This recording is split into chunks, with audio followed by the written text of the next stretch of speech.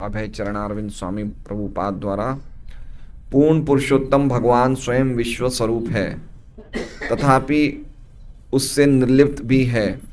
उन्हीं से ये दृश्य जगत उत्पन्न हुआ है, उन्हीं पर टिका है और संहार के पश्चात उन्हीं में प्रवेश करता है। आप इन सब के विषय में जानते हो, मैंने तो मात्र सारांश भर प्रस्तुत किया है। ओम अज्ञानतिमिरान्धस्य ज्ञानाञ्जनशलाकया चक्षुरुन्मिलितं येन तस्मै श्रीगुरुवे नमः। श्रीचैतन्यमनोभीष्टं स्थापितं येन भूतले स्वयं रूप कदा मह्यं ददाति स्वपदान्तिकम्। वन्देऽहं श्रीगुरोः श्रीयुतः श्रीगुरून् वैष्णवांश्च श्रीरूपं साग्रजातं सैगण्डरघुनाथान्वितं तं सजीवं साद्वैतं सावधूतं परिजनसहितं कृष्णचैतन्यदेवं श्रीराधा कृष्णपादान् सैगणललिता श्रीविशाखान्वितांश्च। हरे कृष्णा कृष्णा कृष्णा हरे हरे, हरे राम राम राम हरे हरे। तो श्रीमद् भागवतम के इस कक्षा में हमने परसों जो श्लोक लिया था वो श्लोक इस प्रकार लिया था कि जो भगवान मुकुंद के चरण कमलों के आलिंगन का एक बार भी आस्वादन कर लेता है, यद्यपि अगर वो कभी भी भक्ति से च्युत भी हो जाता है, लेकिन उन चरण कमलों के आलिंगन को कभी नहीं भूल पाएगा। इसलिए उसका पतन उस प्रकार से नहीं होता है जो सामान्य कर्मी जनों का होता है, क्योंकि कर्मी जन शरीर छोड़ने के बाद कर्म बंधन के कारण उनको सुख दुख मिलते हैं, लेकिन एक भक्त को कर्म बंधन के कारण सुख दुख नहीं मिलते, उन्हें भगवान कृष्ण से सुख दुख मिलते हैं। मतलब भक्त का संसार बंधन नहीं होता है, टूट जाता है, वो भगवान की अध्यक्षता में आ जाता है, लेकिन जो भक्त नहीं है उसका संसार बंधन चालू रहता है। ये सुना था, इससे पहले वाला श्लोक सुना था कि यद्यपि अगर कोई अपना स्वधर्म पालन कर रहा है, 4 वर्ण और 4 आश्रम के अंतर्गत कोई अपनी ड्यूटी कर रहा है, लेकिन उन ड्यूटियों को वो भक्ति में बाधक मान के उन ड्यूटियों को छोड़ देता है, उन कार्य को छोड़ देता है और पूरी तरह से भगवान की सेवा में लग जाता है। अगर वो व्यक्ति भगवान की सेवा भी नहीं कर पाता, वह भक्ति से भी च्युत हो जाता है, लेकिन उसने क्या खोया। इसके विपरीत अगर एक ऐसा व्यक्ति है जो अपने वर्ण और आश्रम का पालन कर रहा है, ड्यूटी कर रहा है, लेकिन अगर वो भगवान की भक्ति नहीं कर रहा है तो उसने क्या पाया।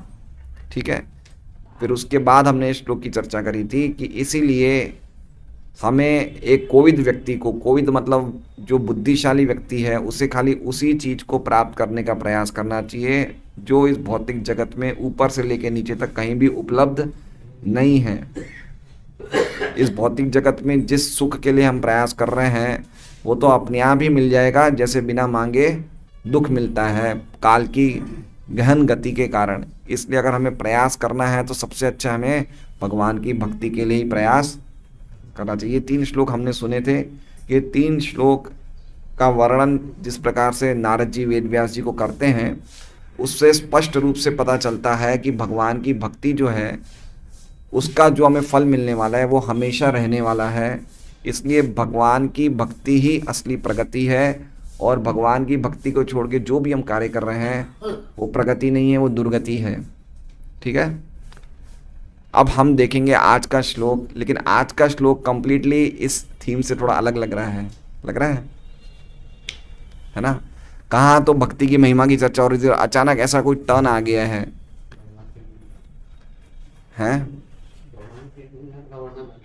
हाँ, अचानक ही कुछ चेंज आ गया है ना। क्या लिंक है इसमें, लिंक क्या है। अभी भगवान की भक्ति की महिमा का हम चर्चा कर रहे थे, लेकिन ये श्लोक अचानक आया, तो इसमें उन पिछले श्लोकों से इस श्लोक में लिंक क्या है, कोई बता सकते हैं। पहले भगवान की भक्ति के बारे में बताया हुआ, अब भगवान के बारे में बता रहे हैं कि ये जगत भगवान का है, लेकिन भगवान से नहीं, भगवान तो हमको भगवान की भक्ति सही है। भगवान के हाँ, बहुत अच्छी बात, बहुत अच्छा जवाब है कि पहले भगवान की भक्ति की महिमा का वर्णन करना है। जो हमारे भजनीय भगवान हैं उनका भजन करना चाहिए, लेकिन अब उन भगवान के विशेष गुण क्या है उसके बारे में चर्चा कर रहे हैं। क्योंकि अगर हमें भगवान के गुणों को पता नहीं करेंगे तो हम भगवान को अपने जैसा सामान्य व्यक्ति समझने लगेंगे। इसलिए हमें पता होना चाहिए कि जिनकी हम सेवा कर रहे हैं उनका ऐश्वर्य क्या है। ठीक है, इसलिए श्लोक बताया गया है, इदम ही विश्वम भगवान इवेतरो। इदम मतलब ये, ही मतलब निश्चित रूप से, विश्वम मतलब ये विश्व प्रपंच जो हम देख रहे हैं, विश्व झमेला, ये जगत का जो झमेला देख रहे हैं, ये क्या है? इदम ही विश्वम भगवान इव मतलब भगवान जैसा ही है। इव का क्या दिया मतलब? प्रायः वैसा ही। इव मतलब क्या हो गया कि भगवान जैसा ही है, भगवान सदृश है। लेकिन फिर बाद में क्या लिखा है? इतर मतलब फिर भी भिन्न है। तो इसका मतलब क्या हुआ? इसका मतलब ये हुआ कि ये विश्व जो हम देख रहे हैं, चूंकि ये भगवान कृष्ण से ही आया है, भगवान से ही आया है, भगवान की शक्तियों से ही प्रकट हुआ है, इसलिए ये भगवान जैसा ही है। लेकिन फिर भी भगवान कृष्ण ये जगत नहीं है, इसलिए फिर दूसरे शब्द में क्या लिखा है? इतर। समझे आप बात को? पहली लाइन का मतलब समझ गए? ये निश्चित रूप से ये विश्व भगवान जैसा ही है, लेकिन फिर भी भगवान ये जगत नहीं है। समझ रहे बात को? जैसे मान लीजिए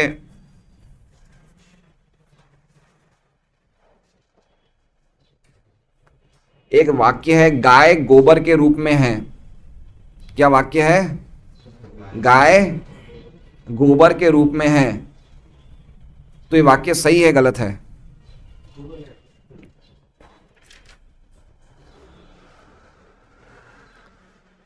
मेरा एक वाक्य है कि गाय ही गोबर के रूप में है।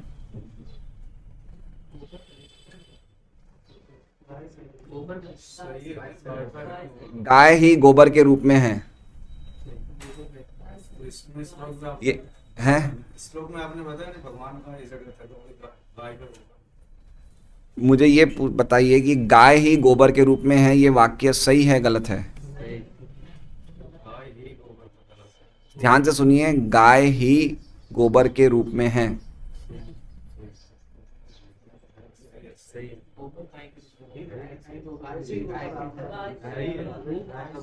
अच्छा, दूसरा वाक्य, मिट्टी ही घड़े के रूप में है। सही है। ये सही है? पहले वाला तो पहले वाला भी सही है गलत है? पहले वाला भी सही है। आप समझ रहे हैं बात को? ध्यान से समझिए, ये बहुत ही जबरदस्त, बहुत ही अद्भुत श्लोक है ये। भगवान इव, ये विश्व भगवान की जैसा ही है ना? तो इसे कहा जाएगा, इसका सेंटेंस हो गया कि ये जगत ही भगवान के रूप में है। हमने 3 बताए, ये जगत नहीं, सॉरी, भगवान ही जगत के रूप में है। दूसरा सेंटेंस, गाय ही गोबर के रूप में है। तीसरा सेंटेंस, मिट्टी ही घड़े के रूप में है। भगवान जगत के रूप में है। अभी हम क्या देख रहे हैं? हम ये जगत का रूप देख रहे हैं, नहीं देख रहे हैं? इसका कारण कौन है? देखिए, आप बार बार गीता या भागवत पढ़ेंगे तो 2 चीजें आएगी, कारण और कार्य। इसे इंग्लिश में बोला जाता है कॉज और इफेक्ट। 13वें अध्याय में गीता में श्लोक है, कार्य कारण कर्तृत्व। कार्य और कारण, एक होता है कारण और एक होता है कार्य। मतलब एक होता है कारण और एक कारण का रिजल्ट होता है, जिसे बोलते हैं कार्य। तो भगवान क्या है? कारण। और जगत क्या है? कार्य। तो कार्य में कारण है नहीं है ना? कार्य किससे बना है? तो कार्य में कारण हुआ नहीं हुआ? तो इस तरह से कार्य कारण से अभिन्न हुआ नहीं हुआ? हुआ। लेकिन फिर भी एक नहीं। कारण कार्य नहीं है। आप समझ रहे हैं? जैसे मान लीजिए कि सत्यराज प्रभु ने कुछ पेड़ में से पत्तियां तोड़ी। पत्तियां क्या है? कार्य है। पेड़ क्या है? कारण है। तो कार्य कारण से अभिन्न है, क्योंकि कार्य की उत्पत्ति कारण से ही हुई है। तो कार्य कारण से अभिन्न हुआ नहीं हुआ? लेकिन फिर भी पेड़ पत्ती नहीं है। अगर हम इन्हें बोलेंगे कि ये कुछ पत्तियां और डालियां तोड़ के अपने घर पे ले आए, लेकिन पेड़ लाए क्या? अलग चीज हुई नहीं हुई? उसी तरह से ये जगत जो है ये भगवान का कार्य है, भगवान कारण है। तो एक तरह से कार्य में कुछ नहीं है, खाली कारण ही है। कार्य में क्या है? फिर बीज है, बीज से वापस वही बनता है, जैसे तरबूज है, बीज से वापस वही चीज, तो फिर दोनों अलग है कि एक ही है? तो वही मैं बात है ना, बीज में बीज कारण है, वृक्ष कार्य है। तो वृक्ष में बीज है, वृक्ष में बीज वृक्ष के रूप में है, लेकिन फिर भी अलग है। पॉइंट समझ रहे हैं आप बात को? इसमें कहने का अर्थ यह है कि कोई भी कार्य कारण से भिन्न नहीं होता, लेकिन फिर भी वो कार्य कारण नहीं है। बहुत गहरी फिलॉसफी, ये भागवतम है। ये चाचा भतीजा और साबू की किताबें नहीं है, ये सब ये भागवतम है। ये जो बताया जा रहा है कि देखिए, दो बात समझिए। ये जगत कहां से आया है? भगवान से आया है। और किस पे आश्रित है? इसलिए जब कोई चीज कहीं से आती है और किसी पे आश्रित होती है, तो उस चीज को जिस पे उसने आश्रय लिया है वो उससे अभिन्न माना जाता है। आप समझे? जैसे मान लीजिए कि दो पति पत्नी, एक पति पत्नी है, पति भी कमा रहा है, पत्नी भी कमा रही है। वो कमा के पैसा ला रही है, पत्नी भी कमा के पैसा ला रही है। पैसा उनका एक ही हो गया है। क्यों? क्योंकि पत्नी पति पे आश्रित है। तो पति और पत्नी के पैसे को अलग नहीं समझा जाता है, अभिन्न है। दूसरा एग्जाम्पल मान लीजिए कि पति के पर्स में से पत्नी ने पैसे निकाले, तो पत्नी को खुशी हो, पति को खुशी, दुख नहीं होगा। लेकिन चोर निकालेगा तो दुख होगा ना। तो संबंध क्या है पति और पत्नी का? पत्नी आश्रित है, पति आश्रय है। तो यद्यपि अभिन्न है लेकिन फिर भी भिन्न है। उसी तरह से जो चीज जिस पे आश्रित होती है, एक तरह से वो उससे अभिन्न होती है। अब ये जगत है, जगत का अल्टीमेटली क्या एग्जिस्टेंस है? उसका क्या अस्तित्व है? कुछ नहीं है। वो अल्टीमेटली भगवान ही तो है। और क्या है? भगवान जैसा है नहीं है ये। क्योंकि अभी गोबर कहां से है? हमारे से है, गाय से आया। तो अल्टीमेटली गोबर का कारण क्या है? गाय है। तो गोबर में हमें गाय का दर्शन होना चाहिए नहीं होना चाहिए? होना चाहिए, होना चाहिए ना। जैसे मान लीजिए कि हम प्रसाद ले रहे हैं, तो हम प्रसाद ले रहे हैं तो हमें ये तो नहीं पता, हम इसलिए तो नहीं लेते हैं कि भाई कृष्ण का प्रसाद है। हम ज़्यादा क्या मेंटेलिटी रहती है हमारी, किसने बनाया इतना स्वादिष्ट प्रसाद? किसने बनाया प्रसाद? बहुत स्वादिष्ट है। तो उसी तरह से ये जगत कहाँ से आया? कृष्ण की शक्तियों से आया, कृष्ण से आया। और कृष्ण ने ही बनाया है, इसका मतलब ये जगत कृष्ण से अभिन्न है, लेकिन फिर भी कृष्ण ये जगत नहीं है। हम ऐसा नहीं बोल सकते कि गाय ही गोबर है। कभी ऐसा बोला जाएगा? हम गोबर को देख के बोलेंगे गाय है? नहीं। लेकिन गोबर का अस्तित्व गाय से अभिन्न है। गोबर का अपने आप में कोई अस्तित्व नहीं है, क्योंकि गोबर का कारण क्या है? गाय है। लेकिन फिर भी गाय गोबर नहीं है। उसी तरह से जगत का कारण कृष्ण है, लेकिन फिर भी कृष्ण ये जगत नहीं है। इसलिए इसमें दूसरा शब्द क्या है? इतरो। इतरो मतलब नहीं है, भिन्न है, पृथक है। ये जगत से कृष्ण पृथक है, कृष्ण इस जगत से भिन्न है। यद्यपि जगत का अस्तित्व कृष्ण के अलावा और कुछ नहीं है, लेकिन फिर भी कृष्णा इस जगत से भिन्न है। समझ रहे हैं आप बात को? पहली लाइन समझ गए? निश्चित रूप से ये विश्व जो है भगवान जैसा ही है, लेकिन फिर भी भगवान इससे भिन्न है। अब सेकंड, तो यतो जगत स्थान निरोध संभवा, यतो मतलब तो वो भगवान जिसका हमने पहली लाइन में वर्णन किया है वो करते क्या है? यतो, यतो मतलब जिनसे, उनका क्या कार्य है, उनका क्या गुण है? जगत, यतो जगत स्थान निरोध संभवा, स्थान मतलब ये वो भगवान है जो इस जगत को पालन करते हैं, जो इस जगत को संहार करते हैं और जो इस जगत को उत्पन्न करते हैं। ठीक है, आप समझ रहे हैं बात को? पॉइंट ये कहने का मतलब है कि जब तक हम कोई व्यक्ति की महिमा नहीं समझेंगे तब तक हम भक्ति में दृढ़ता से नहीं लग पाएंगे। आप समझ रहे हो बात को? हम इतने अनादिकाल से इस भौतिक जगत में रह रहे हैं, तो बार बार हम इस बात को सोचने में मजबूर हो जाते हैं कि हम जिनकी सेवा कर रहे हैं वो सामान्य व्यक्ति है। इसे इंग्लिश में बोला जाता है फेमिलियरिटी ब्रीड्स कंटेम्प्ट। मान लीजिए कि अभी गोपाल प्रभु के घर में बड़ा घर बना है, 2 रूम एक्स्ट्रा बनाए हैं, गुरु महाराज कुछ दिनों के लिए यहाँ रहने आ जाए, तो अगर 1-1.5 महीना रहेंगे तो धीरे धीरे धीरे गोपाल प्रभु के मन में आ सकता है कि भाई ये तो हमारे जैसे ही हैं, हमारे जैसे खा रहे हैं, हमारे जैसे शौच आदि कर रहे हैं, सामान्य व्यक्ति हैं। तो ठीक है, अब कभी कभार चलो उनकी सेवा में कुछ लेट हो गया, गुरु की सेवा तो भगवान जैसे होनी चाहिए ना, चलो एक दिन प्रसाद 5 मिनट लेट चला गया, क्या दिक्कत है, मेरे घर पे ही तो रहते हैं। तो जब व्यक्ति किसी के बहुत भक्ति बहुत ज़्यादा क्लोज आ जाता है तो उसके प्रति उसका अपराध होना धीरे धीरे बढ़ जाता है।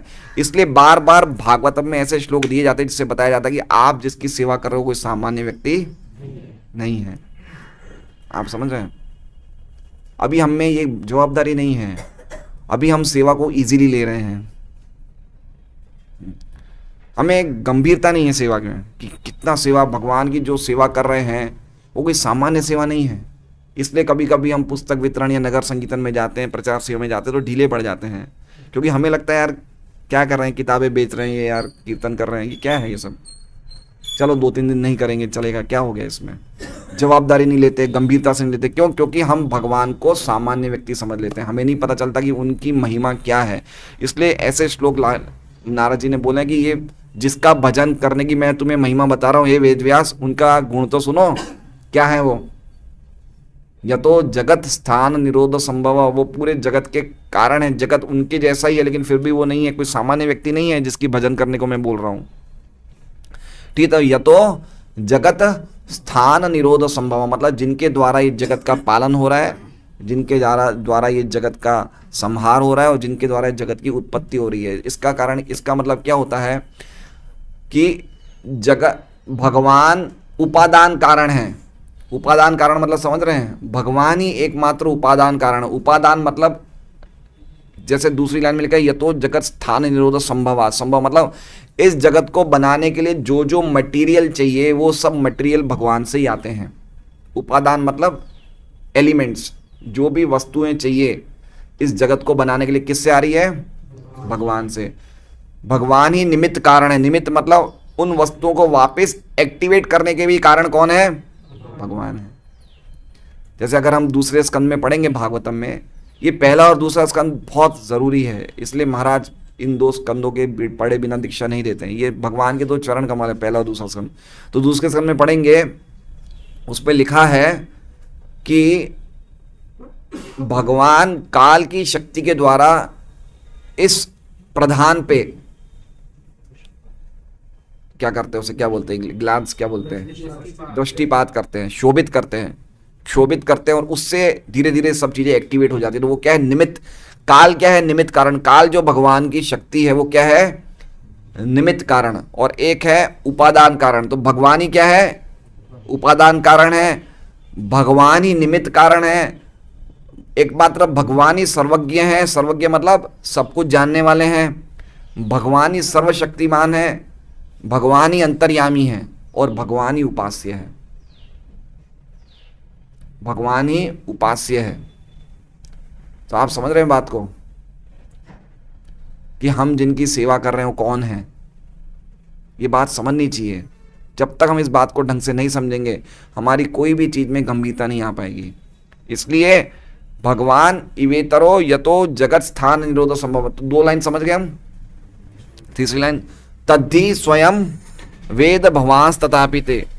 तद्धि मतलब उनकी ये लीला, उनकी ये सृष्टि आदि लीला है। तद्धि, तद्धि मतलब विषय, मतलब भगवान से विषय, भगवान से संबंधित जो भी लीलाएं हैं। स्वयं, स्वयं मतलब आप स्वयं वेद जानते हो, ऐसा नहीं कि आप नहीं जानते हो। नारद जी किनको कह रहे हैं? वेद व्यास जी को बोल रहे हैं कि ये जो भगवान की सृष्टि लीला है वो आप जानते हो। भगवान वेद व्यास जी ने सबसे पहला श्लोक लिखा था ना, ओम नमो भगवते वासुदेवाय जन्मादि अस्यत अन्वयादि तरतश्चार्थ। तो आपने श्लोक कहा है, मतलब आप जानते हो भगवान की कैसे लीला करते हैं, आप स्वयं जानते हो। वेद भवांस तथापि ते, भवांस मतलब आप स्वयं जानते हो। तथापि फिर भी मैं आपको खाली प्रादेश मात्रम, प्रादेश मात्रम मतलब थोड़ा सा ही समझा रहा हूं, थोड़ा सा मात्र सारांश समझा रहा हूं। बाकी आपको बताना है, बाकी वर्णन करना है आपको। भागवत लिखने के लिए वेद व्यास जी को बताया जा रहा है ना कि मैं तो आपको खाली सारांश बता रहा हूं, बाकी तो विस्तार में वर्णन आपको करना है। ये मैंने आपको प्रादेश मात्रम भवतः प्रदर्शितम, प्रादेश मात्रम मतलब विश्वनाथ चक्रवर्ती ठाकुर कहते हैं प्रादेश मात्र का मतलब मैंने आपको खाली 10 उंगलियों जितना बताया। कितना बताया? मैंने आपको बता दिया। मैं ऐसे बोलता ना, मैंने आपको बताया, थोड़ा बहुत बताया, मतलब 10 उंगलियां हुई नहीं हुई है। मैंने आपको थोड़ा बहुत भगवान के बारे में बताया। थोड़ा बहुत मतलब जो मैं थोड़ा बहुत क्या बताया इसमें, भगवान के बारे में क्या बताया? या तो जगत स्थान निरोध, ये भगवान का थोड़ा सा ही बताया मैंने। ऐसा नहीं कि भगवान खाली इतना ही करते हैं, खाली भगवान इस जगत का निर्माण पालन और संहार नहीं करते हैं, वो अनेक कार्य करते हैं। भगवान आध्यात्मिक जगत का भी, आध्यात्मिक जगत भी भगवान पे ही आश्रित है, सब कुछ भगवान पे आश्रित है। मैंने तो आपको खाली प्रादेश मात्रम, मैंने आपको खाली इतना ही बताया कि भगवान से ये जगत उत्पन्न हो रहा है, पालन हो रहा है, संहार हो रहा है, लेकिन इसके अलावा और बहुत भी चीजें हैं जो मैं आपको नहीं बताई है, वो आपको मैंने खाली प्रादेश मात्रम बताया है। ठीक है, प्रादेश मात्रम बताया मतलब ये आपको यद्यपि पता है, लेकिन फिर भी मैं चूंकि आपका गुरु हूं इसलिए मेरा कर्तव्य है कि मैं आपको शिक्षा दूं। तो इसलिए एक आचार्यवान, इसका अर्थ ये भी होता है कि आचार्यवान पुरुषो वेद। एक श्लोक है, आचार्यवान पुरुषो, जो जिसका गुरु होता है वो भगवान को जानने में समर्थ बन जाता है। तो इसलिए इनको लिखा है स्वयं आप जानते हैं। आप जानते हैं मतलब मैं आपका गुरु हूं, जिसलिए आप में समर्थता है भगवान को जानने की, भगवान के बारे में जानने की। इसलिए मैं आपको खाली प्रदेश बता रहा हूं, पूरा कंप्लीट विस्तार में नहीं बता रहा हूं। तो आप समझ गए ये बात को? कितना अद्भुत ये श्लोक है। तो अब हम ये क्या कहते हैं तात्पर्य पढ़ेंगे। विश्वनाथ चक्रवर्ती ठाकुर ने जो जो कहा मैंने इसमें बता दिया, थोड़ा बहुत है वो प्रभुपाद के तात्पर्य में बता दूंगा आपको, क्योंकि तात्पर्य बड़ा है। शुद्ध भक्त के लिए भगवान, शुद्ध भक्त के लिए मुकुंद अर्थात भगवान कृष्ण संबंधी धारणा सगुण तथा निर्गुण दोनों ही हैं, दोनों ही होती है। व्यक्तित्व विहीन विश्व स्थिति भी मुकुंद है, क्योंकि ये मुकुंद की शक्ति का ही प्राकट्य। अभी देखिए इससे पहले वाला श्लोक क्या लिखा था, भगवान का नाम क्या था? क्या था? मुकुंद आंग्री। तो प्रभुपाद जी ने उसे कंटिन्यू किया, इसमें तात्पर्य मुकुंद आ गया ना नाम। तो भगवान नहीं लिखा, प्रभुपाद ने क्या लिखा है? मुकुंद लिखा है। तो अब इसमें देखिए भक्त के लिए मुकुंद अर्थात भगवान कृष्ण संबंधित धारणा सगुण तथा निर्गुण दोनों ही है। देखिए एक बात समझिए, एक सिंपल बात समझ लीजिए, भक्त कभी भी ये नहीं बोलते कि हमारे भगवान साकार हैं या भगवान का रूप है। भक्त दोनों चीजों को मानते हैं, भगवान का रूप भी है, भगवान का रूप नहीं भी है, तो ही वो भगवान है। आप समझ रहे हैं? परम ब्रह्म मतलब सब कुछ है, उनमें सब कुछ आ गया, निराकार भी आ गया, साकार सब कुछ आ गया। परम ब्रह्म मतलब सर्वश्रेष्ठ, उनमें सब कुछ है। ठीक है, समझे? तो खाली भक्त ये नहीं बोलते कि वो सगुण है, वो निर्गुण भी हैं, दोनों हैं। भगवान मतलब सब कुछ है उनमें, तो खाली सगुण ही क्यों होंगे, निर्गुण क्यों नहीं होंगे? अगर वो निर्गुण नहीं है इसका मतलब उनमें कुछ कमी हो गई, तो फिर भगवान कैसे रह गए? इसलिए भक्त को भगवान की महानता के बारे में सब वर्णन है। जो निराकारवादी, जो मायावादी क्या कहते हैं? ब्रह्म सत्यम जगन मिथ्या, मतलब ब्रह्म सत्य है लेकिन जगत, लेकिन जब भगवान सत्य है, ब्रह्म मतलब भगवान, जब भगवान सत्य है तो जगत कैसे मिथ्या हो सकता है? जैसे हमने एग्जाम्पल दिया कि भगवान ही इस जगत के कारण है, तो जब भगवान सत्य है तो जगत कैसे मिथ्या हो सकता है? जगत अनित्य हो सकता है लेकिन झूठा तो नहीं है, मिथ्या कैसे है ना? इसलिए भक्त के लिए क्या है, भक्त कभी भी ये नहीं बोलता है हमारे भगवान का खाली रूप है। भगवान, भक्त जानता है कि जो निराकार ब्रह्म है वो भी भगवान पे ही टिका हुआ है। 14वें अध्याय का आखिरी श्लोक गीता जी का, कि ब्रह्मणो ही प्रतिष्ठा हम, ये जो निराकार ब्रह्म, निर्विशेष ब्रह्म है, उसकी भी प्रतिष्ठा, उसका भी आधार मैं ही हूं। इसलिए भक्त को भली भांति भगवान के बारे में पता है कि निर्गुण और सगुण दोनों ही भगवान है। व्यक्तित्व विहीन विश्व स्थिति भी मुकुंद है। व्यक्तित्व विहीन, व्यक्तित्व में तुम्हारे इस विश्व की कोई व्यक्ति नहीं है। ये विश्व जो है एक तरह से निर्विशेष है, लेकिन वो भी कौन है? वो भी मुकुंद है। या फिर ऐसा समझिए कि ये समझना जो भक्त नहीं है उसके लिए मुश्किल है कि एक व्यक्ति से ये जगत कैसे निकल रहा है। समझ रहे बात को? कोई भी भक्त नहीं है वो इस बात को मानने को तैयार नहीं है कि एक व्यक्ति से ये जगत कैसे निकल रहा है, कैसे एक ही व्यक्ति सब लोगों का पालन कर रहा है, कैसे एक व्यक्ति सबके हृदय की बातें जानता है। इसलिए भक्त इस बात को नहीं मानता है, अभक्त इस बात को नहीं मानता है। इसलिए वो क्या कहता है कि अल्टीमेटली ब्रह्म का कोई रूप नहीं है, जो कृष्ण नाम आते हैं ये माया का रूप लेके आते हैं। समझ रहे बात को? भक्त के अलावा ये सत्य कोई नहीं जानता है। सामान्य व्यक्ति भी जो पूजा पाठ करते हैं वो भी अल्टीमेटली यही समझते हैं कि जो परम सत्य है उसका कोई रूप नहीं है, कृष्ण और राम माया से रूप लेके आते हैं। तो ये बात बहुत समझने जैसी है। देखिए प्रभुपाद जी जो जब भी बड़े बड़े तात्पर्य लिखते हैं, मतलब उन चीज़ों में बहुत कुछ बताना चाहते हैं प्रभुपाद जी, जितना बड़ा तात्पर्य है, क्योंकि ये मुकुंद की शक्ति का ही प्राकट्य है। उदाहरणार्थ, वृक्ष अपने में पूर्ण इकाई है, लेकिन पत्तियां तथा शाखाएं वृक्ष से प्रकट हुए अंश अंग स्वरूप हैं। वृक्ष की पत्तियां तथा शाखाएं भी वृक्ष हैं, लेकिन वृक्ष स्वयं न तो पत्तियां और न शाखाएं। हमने एग्जाम्पल दिया नहीं दिया था या ना? हमने किन किन का एग्जाम्पल दिया था? मिट्टी घड़े का दिया था, गाय गोबर का दिया था। प्रभुपाद जी ने वृक्ष और पत्तियों का एग्जाम्पल दिया कि यद्यपि पत्तियां और शाखाएं वृक्ष है, लेकिन वृक्ष स्वयं पत्तियां नहीं है।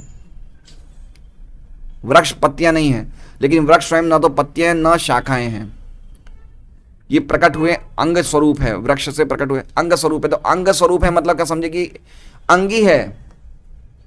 जैसे मान लीजिए ये जगत कैसा है? भगवान का अंश स्वरूप है, अंग है। जैसे हर्ष की पिटाई हो रही है, ठीक है, इसकी पिटाई कर रहे कुछ लोग, इनके पिता को दुख होगा नहीं होगा? होगा नहीं होगा? क्यों? क्योंकि इनका अंश स्वरूप है ना, तो दुख होगा नहीं होगा। लेकिन इसका मतलब ये तो नहीं दोनों एक ही हैं, आप समझ रहे हैं? तो उसी तरह से जगत क्या है? ये अंश स्वरूप है। किसी और की पिटाई होगी तो उनको दुख होगा, लेकिन उनका एक अंग है, उनका एक अंश है इसमें। तो उसी तरह से भगवान का एक अंश है जगत। ये एक्चुअली में देखिए तीन तरह के विजन होते हैं। भक्त का, शुद्ध भक्त का क्या विजन होता है? वो भगवान को ही देखता है ना? शुद्ध भक्त ये जगत को नहीं देख रहा है, क्या देख रहा है? वो कृष्ण ही देख रहा है। स्थावर जंगम देखे ना देखे तान मूर्ति, सर्वत्र है निज इष्ट देश स्फूर्ति। शुद्ध भक्त जो है वो जगत को देख ही नहीं रहा है, वो किसको देख रहा है? जो मध्यम भक्त है वो क्या देख रहा है? हर एक चीज भगवान की है, इसलिए भगवान की सेवा में लगाई जाए। ये मध्यम भक्त का विजन है, ठीक है। हम क्या देखते हैं? चलो ये माइक है, भगवान के बारे में सेवा में लगाओ। कोई भी चीज़ है, चलो कोई व्यक्ति से हम मिलते हैं, उसके पास पैसा है तो चलो आप बुक्स खरीद लो। हम क्या देख रहे हैं कि हर व्यक्ति को भगवान की सेवा में लगाना चाहिए, क्योंकि मध्यम भक्त ये समझ जाता है कि हर एक चीज़ भगवान की शक्ति है, इसलिए उसे भगवान की सेवा में लगाना चाहिए। ये मध्यम भक्त का विजन है। जो कनिष्ठ भक्त है वो क्या समझता है कि भगवान इस जगत से अलग है, इसलिए इस जगत को अपने भोग में लगाओ। इसलिए भक्ति तो कर रहा है वो, लेकिन चूंकि जगत का भगवान से कोई कनेक्शन नहीं समझता है, इसलिए अल्टीमेटली वो ये समझ रहा है कि ये हमारे भोग के लिए है। या समझ लीजिए अभक्त जो है, कनिष्ठ भक्त फिर भी भगवान की भक्ति कर रहा है, लेकिन जो अभक्त है वो क्या समझते हैं, इस जगत का भगवान से कोई कनेक्शन, ये हमारे लिए भोग के लिए बनाए, इसलिए वो कंप्लीटली इस जगत को भगवान से पृथक मानता है और अपने भोग में भक्त इस जगत को लगा लेता है। वेदों का यह कथन है कि समस्त दृश्य जगत ब्रह्म के अतिरिक्त कुछ नहीं है। ये बताता है कि चूंकि प्रत्येक वस्तु परम ब्रह्म से उद्भूत है, अतः उनसे भिन्न कुछ भी नहीं है। इसी प्रकार अंग के रूप में हाथ तथा पाँव शरीर कहलाते हैं, लेकिन पूर्ण इकाई के रूप में शरीर ना तो हाथ है ना पाँव है। एक और एग्जाम्पल दे रहे प्रभुपाद जी कि अगर हाथ और पाँव शरीर के अंग हैं तो एक तरह से शरीर ही है, लेकिन हम शरीर को ऐसा नहीं बोलेंगे कि खाली हाथ है। देखिए कितने एग्जाम्पल प्रभुपाद जी बता रहे हैं इसमें। श्री भगवान तो शाश्वतता, ज्ञान तथा सौंदर्य के दिव्य रूप है। अब ध्यान से सुनिएगा, श्री भगवान तो शाश्वतता, ज्ञान तथा सौंदर्य के दिव्य रूप है, अतः भगवान की शक्ति की सृष्टि भी आंशिक रूप से सच्चिदानंद स्वरूप प्रतीत होती है। इसलिए बहिरंगी शक्ति माया के प्रभाव से मोहग्रस्त बद्ध जीव भौतिक प्रकृति के बंधन में बंधे हुए हैं। वे इसे ही सब कुछ मान लेते हैं क्योंकि उन्हें आदि कारण भगवान का कोई ज्ञान नहीं होता। अद्भुत बात बता दी इसमें।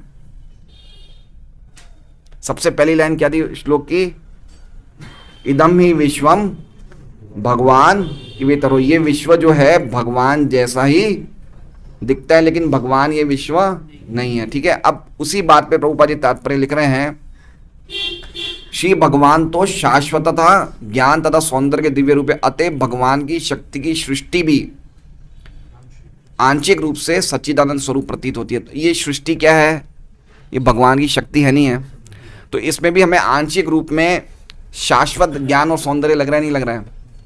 एक समझिए, देखिए हम लोग को लग रहा है ना कि हम हमेशा रहने वाले हैं, है ना, हमें एक शाश्वतता की अनुभूति हो रही नहीं हो रही है, नहीं तो हम पैसा कमाए क्यों रहे हैं भाई। हमें लग रहा है ना कि हम पैसा हमेशा रखने, हमारा घर, हमारे बच्चे, हमारा पैसा, हमें ज्ञान से पता है कि ये शाश्वत नहीं है, लेकिन मन में एक शाश्वतता की अनुभूति हो रही नहीं हो रही है, हो रही नहीं हो रही है। हमें लग रहा है नहीं सब कुछ होने वाला है। हम कभी सोचते कि कभी भी हमारी मृत्यु हो सकती है, हम कभी सोचते ही नहीं है, हमें लगता है हम हमेशा रहने वाले हैं। तो ये शाश्वतता की अनुभूति हो रही नहीं हो रही है।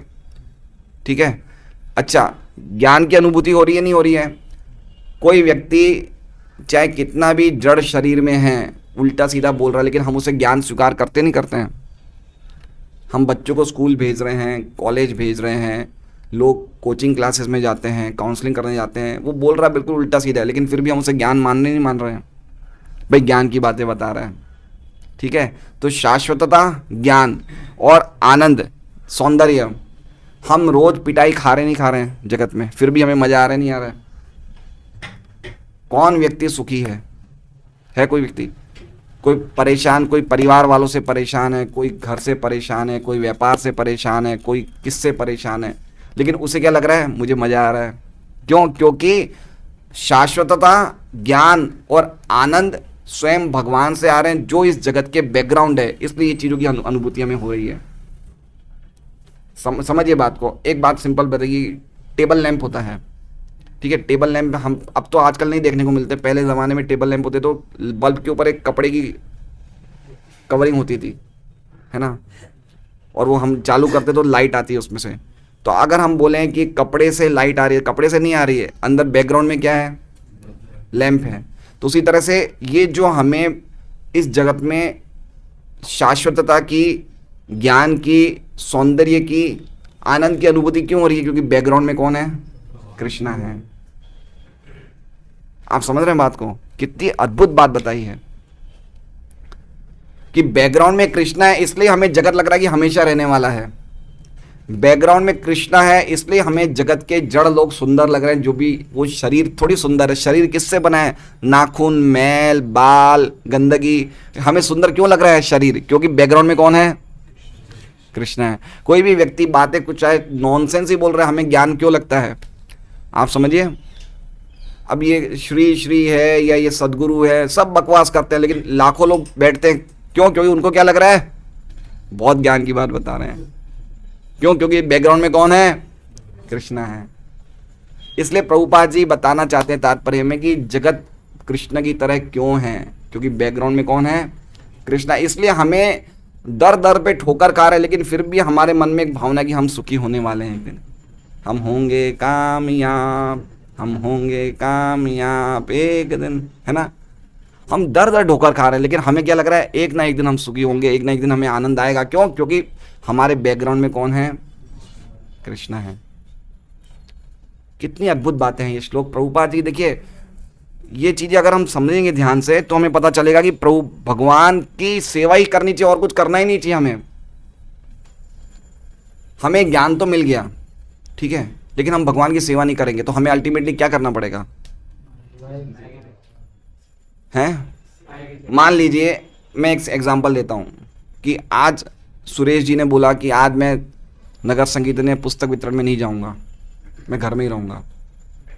अब घर में इनकी वाइफ ने बोल दिया जाओ बाजार से सामान ले आओ, जो मेरा सामान ले आओ। अब ये किनकी सेवा कर रहे हैं, इनकी वाइफ की सेवा कर रहे हैं, परिवार।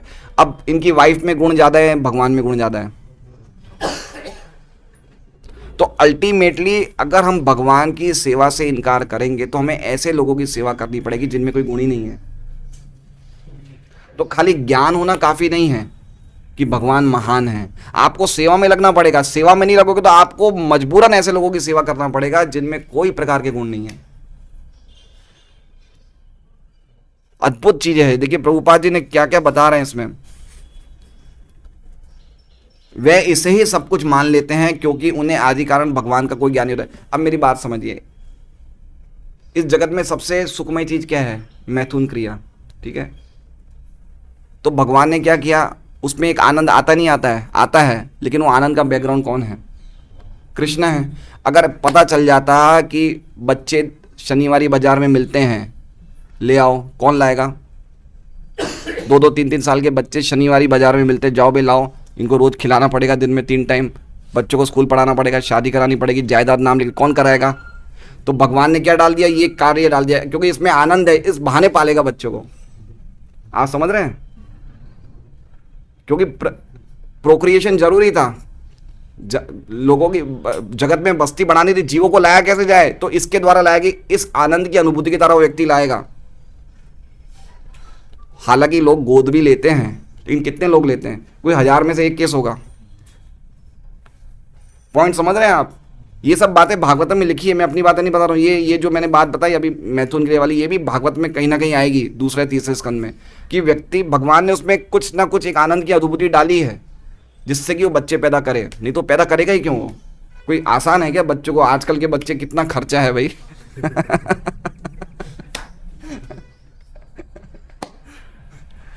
तो बैकग्राउंड में कौन है, कृष्णा है। ये पॉइंट समझने जैसा है। ये जगत, गोबर का बैकग्राउंड कौन है, गाय है। घड़े का बैकग्राउंड कौन है, मिट्टी है। ये जगत का बैकग्राउंड कृष्णा है।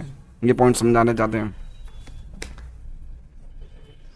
नहीं उन्हें इसका पता रहता है कि शरीर के अंगों को यदि संपूर्ण शरीर से विलग कर दिया जाए तो हाथ या पांव वहीं हाथ पांव नहीं रह जाते जैसा कि वे शरीर से संयुक्त होते थे। जबरदस्त बात। वापस देखिए, जब तक व्यक्ति जीवित रहते ना, उस पे सामने वाला, उसके पड़ोसी, उसके संबंधी लाखों रुपया खर्च करने को तैयार है। बात सही है?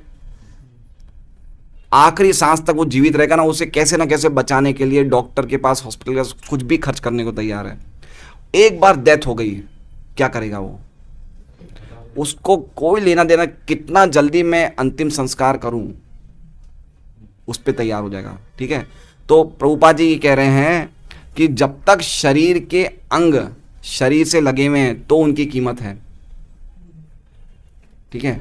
अब मान लीजिए कि ये उंगली इस हाथ से लगी हुई है तो कीमत है। मान लीजिए इस उंगली में मेरे कोई रोग हो जाए, कभी कभी ऐसा होता है ना, कुछ शरीर के अंगों में ऐसे रोग हो जाते हैं कि पूरा शरीर में बढ़ जाए तो उससे डॉक्टर उस हिस्से को काट देता है। डायबिटीज में ऐसा होता है शायद, है ना, उस हिस्से को काट देता है। मान लो मेरे एम्प्यूटेशन कर दिया इस उंगली का और मैं खाली 3 उंगली रह गई, अब ये उंगली काट दी।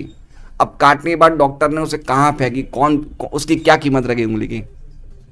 कोई कीमत रह गई? कोई कीमत नहीं है उसकी। और उंगली जब तक है, शरीर से लगी हुई है, तब मैं इस उंगली के लिए कितना रुपया खर्च करने को तैयार हूं कि मेरी उंगली बच जाए। लेकिन एक बार कट गई उंगली की कोई कीमत है नहीं है। उसी तरह से प्रभुपाद एक और एग्जांपल देते हैं, जैसे मशीन में एक बोल्ट लगा हुआ है, तो बोल्ट की बहुत बड़ी कीमत है क्योंकि मशीन में लगा हुआ है। और सड़क पे कितने बोल्ट दिखते हैं, क्या कीमत है? शरीर पे हम चलते चलते कोई ना कोई स्क्रू बोल्ट देखते हैं, उनकी कोई कीमत है क्या? नहीं है।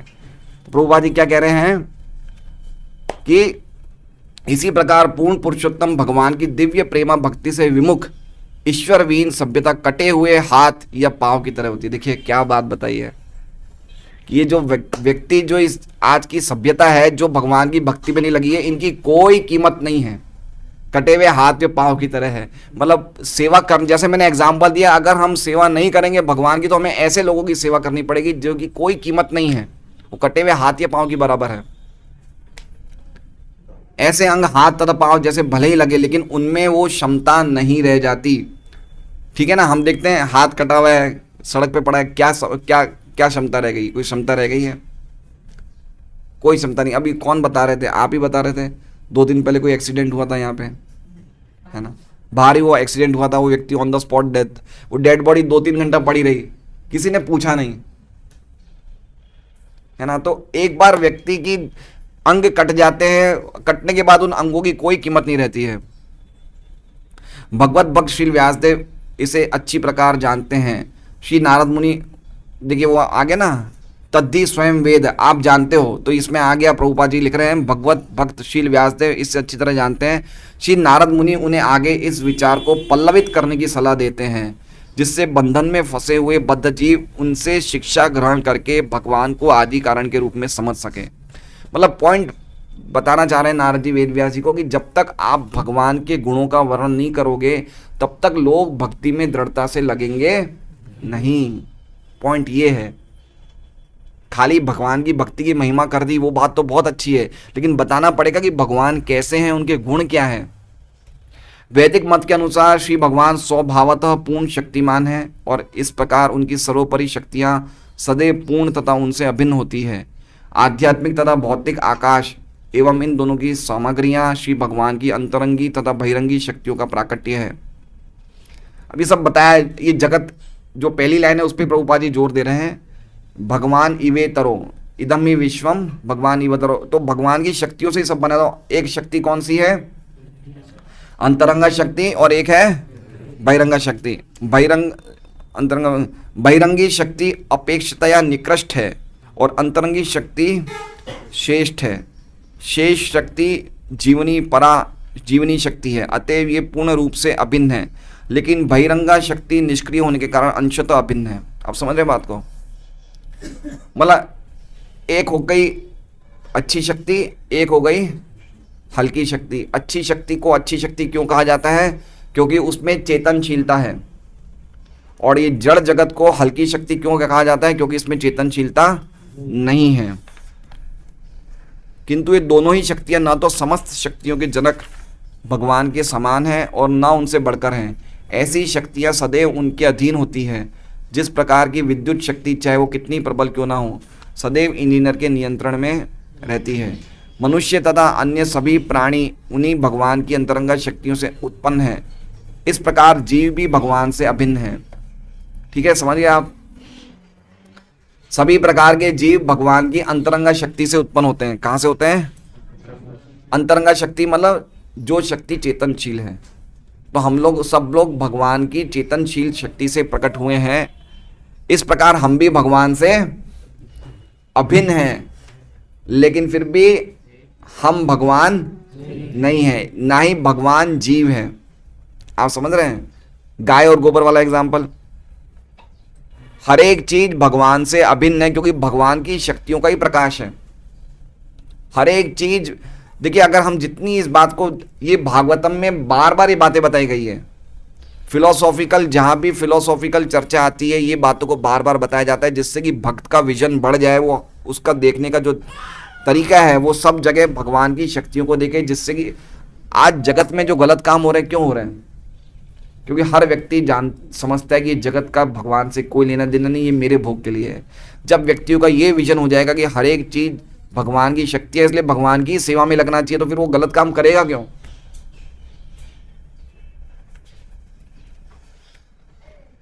श्री भगवान, किंतु वो कभी भी ना तो श्री भगवान के तुल्य है और ना उनसे श्रेष्ठ है। श्री भगवान तथा सारे जीव पृथक है। भौतिक शक्तियों के द्वारा जीव भी कुछ न कुछ सृजन करते रहते हैं, किंतु उनकी कोई भी सृष्टि ना तो भगवान की सृष्टियों के समान होती है ना उनसे बढ़कर। मनुष्य एक छोटा सा खिलौना जैसा स्पुतनिक रॉकेट बनाकर बाह्य आकाश में प्रक्षेपित कर सकता है, किंतु इसका अर्थ ये नहीं होता कि वो पृथ्वी या चंद्रमा जैसे ग्रह बनाकर भगवान की तरह उसे वायु में तैरा सकता है। तो बताया कि जीव कभी भी भगवान नहीं बन सकता है ना। अल्टीमेटली प्रभुपाद जी ने इतना बड़ा तात्पर्य लिखने के उनका जो उद्देश्य है वो ये समझना कि जीव को अल्टीमेटली भगवान की भक्ति स्वीकार करनी ही पड़ेगी, उसके अलावा उसके पास और कोई दूसरा ऑप्शन नहीं है, नहीं है, नहीं है। ऐसा कभी नहीं हो सकता है। मनुष्य पूर्ण सिद्धि प्राप्त करने के पश्चात भगवान के गुणों का एक बहुत बड़ा प्रतिशत 78% प्राप्त कर सकता है, तो भी भगवान से आगे बढ़ पाना या उसके तुल्य हो पाना असंभव है। अब देखिए, आप समझिए 78%, आप समझ रहे क्या लिखा है इसमें? 78%।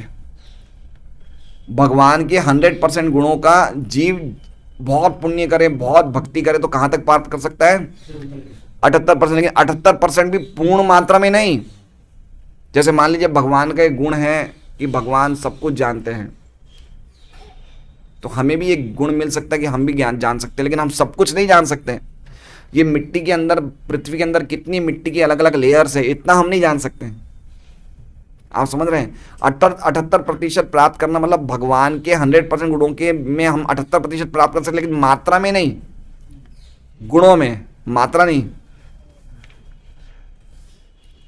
तो भी भगवान से आगे बढ़ पाना या उनके तुल्य हो पाना असंभव है। इसमें लिखा हुआ है जीवात्मा ब्रह्मा तक 78% प्राप्त कर सकता है, भगवान शिव 86%, नारायण 94% और कृष्ण 100%। ऐसा है परसेंटेज, कहीं ना कहीं प्रभुपाद लिखते हैं। शिव जी का 84 है, 86 याद नहीं है मुझे, है 84 है क्या? तो भी भगवान से आगे बढ़ पाना या उनके तुल्य हो पाना असंभव है। केवल रुग्ण दशा में ही अल्पज्ञ व्यक्ति भगवान से एक होने का दावा करता है। रुग्ण दशा मतलब बीमार अवस्था में, कि हम भगवान से, अब कितने लोग हैं, क्या जरूरत है भगवान की सेवा करना, हम ईमानदार हैं, गलत कारण से करते नहीं हैं, नहीं करेंगे भगवान की सेवा, है ना। भगवान की सेवा नहीं करेंगे तो आप समझिए वो जगत को भोग करने में बहुत एक्सपर्ट होते हैं। वो ज्ञान बहुत है लेकिन जगत को भोग करने में एक्सपर्ट होते हैं। वो अच्छे से गाड़ी है, बंगला है, आप जगत को, जगत सत्यम, अरे ब्रह्म सत्यम जगत मिथ्या, जगत मिथ्या लेकिन भोगने में बहुत एक्सपर्ट है। अरे भाई मिथ्या तो क्यों भोग रहे हो?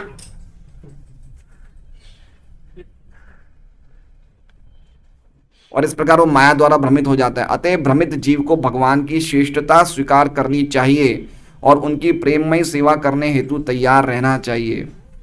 जीवों की उत्पत्ति ही इसलिए हुई है, जीवों की उत्पत्ति इसलिए हुई है। इसके बिना विश्व में किसी प्रकार की शांति या सौहार्द नहीं आ सकता। शील नारद मुनि शील व्यासदेव को भागवतम में इस विचार को विस्तार देने का उपदेश देते हैं। श्रीमद् भगवद गीता में भी इसी विचार की व्याख्या की गई है कि भगवान के चरण कमलों में पूर्ण रूप से समर्पित हो जाओ। आदर्श व्यक्ति का यही एकमात्र कार्य है। देखिए प्रभुपाद जी हमें पूरा कंप्लीट डिवोटी बनाने को बोल रहे हैं। ऐसा नहीं भाई कुछ भक्ति टाइम पास कर लो, ऐसा नहीं है। कि किस तरह से हमें पूरा जीवन समर्पण करना है कृष्ण के चरणों में, और पूरा साइंटिफिकली श्लोकों के अनुसार, आज शास्त्रों के आधार पे वो बता रहे हैं कि अल्टीमेटली शास्त्रों का संदेश यही है कि जीव को भगवान की सेवा स्वीकार करने के अलावा और कोई उसका दूसरे पास अच्छा चारा नहीं है। हरे कृष्णा। श्रीमद् भागवतम की जय। वांछा कल्पतरुभ्यश्च कृपा सिंधुभ्यो च पतितानां पावनेभ्यो वैष्णवेभ्यो नमो नमः। ओ कृष्णा।